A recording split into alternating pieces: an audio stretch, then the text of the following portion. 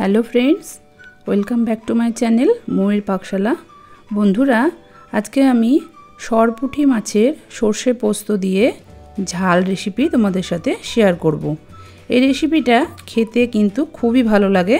আমার মতো করে তোমরাও সরপুঁটি মাছের সর্ষের ঝাল একবার বানিয়ে দেখো। আশা করছি তোমাদের খুবই ভালো লাগবে। রেসিপি ভালো লাগলে আমার চ্যানেলটিকে সাবস্ক্রাইব করে রেখে পাশে থাকা বেল আইকনে ক্লিক করে রেখো। তো চলো বন্ধুরা, রেসিপিটা দেখে নেওয়া যাক। এখানে আমি সরপুঁটি মাছ নিয়ে ভালো করে ধুয়ে পরিষ্কার করে নুন আর হলুদ মাখিয়ে রেখেছি। এই মাছটাকে তো আমরা সরপুঁটি বা সেরন পুঁটি বলি। তো তোমরা এই মাছটাকে কি বলো কমেন্ট সেকশনে জানিও। এই মাছটা খেতে কিন্তু খুব মিষ্টি হয়, আর গরম গরম ভাতের সাথে এইরকমভাবে সর্ষে ঝাল করলে এই মাছটার স্বাদ কিন্তু আরও বেড়ে যায়। তো আমি এই মাছটাকে গোটা গোটাই রেখেছি, তোমরা চাইলে 2 পিস করে কেটেও নিতে পারো। এই মাছটা তৈরি করার জন্য নিয়েছি সাদা সর্ষে 1 চামচ, আর নিয়েছি পোস্ত 1 চামচ, আর 2টো শুকনো লঙ্কা। সাদা সর্ষের জায়গায় কালো সর্ষেও তোমরা ব্যবহার করতে পারবে। চলে যাচ্ছি মূল রেসিপিতে। কড়াইয়ে বেশ কিছুটা পরিমাণে সর্ষের তেল দিয়ে দিয়েছি। এই রেসিপিটা সর্ষের তেলেই খেতে বেশি ভালো লাগে। সর্ষের তেলটা খুব ভালো মতো গরম করে নিলাম। নেওয়ার পরে নুন হলুদ মাখানো সরপুঁটি মাছগুলো লাল করে ভেজে নেব। গ্যাসের ফ্লেম মিডিয়াম টু হাইয়ে রেখে মিনিট 10 সময় ধরে মাছগুলো লাল লাল করে ভেজে নিতে হবে। এক পিঠটা লালচে কালার ধরে গেছে, অপর পিঠটাও লালচে কালার করে ভেজে নিতে হবে। খুব সাবধানে মাছগুলো উল্টাতে হবে যাতে মাছগুলো ভেঙে না যায়। আর খুব ভালো করে তেলটা গরম করে নিলে কিন্তু মাছ ভেঙে যাওয়ার একদমই চান্স থাকে না। তাই সব সময় মাছ যখন ভাজবে তখন তেলটা খুব ভালো মতো করে গরম করে নেবে। দেখো 2 পিঠই সুন্দর করে লালচে কালার ধরে গেছে। এবারে মাছগুলোকে তেল থেকে তুলে রেখে দেব। ওই একইভাবে বাকি সমস্ত মাছগুলো লালচে কালার করে ভেজে তুলে রেখে দেব। এই রেসিপিটা বানানো খুবই সহজ, কিন্তু স্বাদে অপূর্ব। দেখো সমস্ত মাছগুলো আমার লালচে কালার করে ভেজে নেওয়া হয়ে গেছে।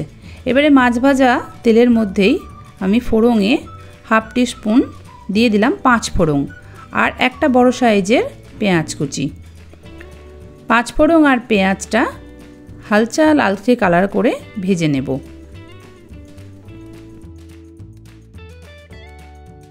ফোড়নটা 5 ফোড়ন দেবে আর একটু পেঁয়াজ দেবে, তাহলে কিন্তু দারুণ স্বাদ হবে। তো দেখো লালচে কালার হালকা একটা চলে এসেছে। এই পর্যায়ে একটা মিডিয়াম সাইজের টমেটো কুচি দিয়ে দিলাম।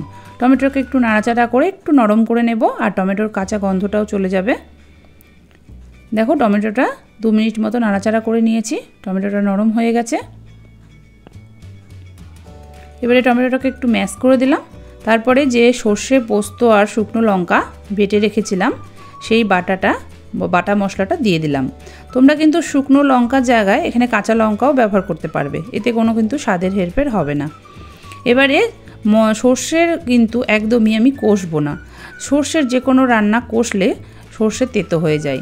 তো সর্ষে দিয়ে আমি একদম যতটা পরিমাণে ঝোল বানাবো ততটা পরিমাণেই জল দিয়ে দিলাম।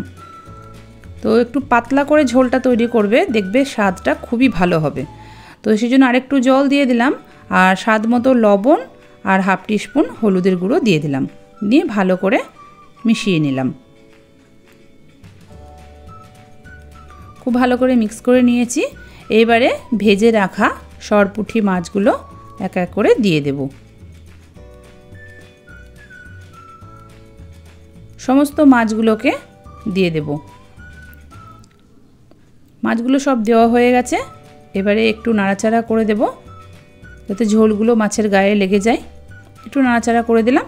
নিয়ে মিডিয়াম টু লো ফ্লেমে ঢাকা দিয়ে 5 মিনিট রান্না করব। একদমই বেশিক্ষণ রান্না করার দরকার নেই। 5 মিনিট রান্না করলেই রান্নাটা রেডি হয়ে যাবে। দেখো 5 মিনিট পর ঢাকনাটা খুলে নিয়েছি।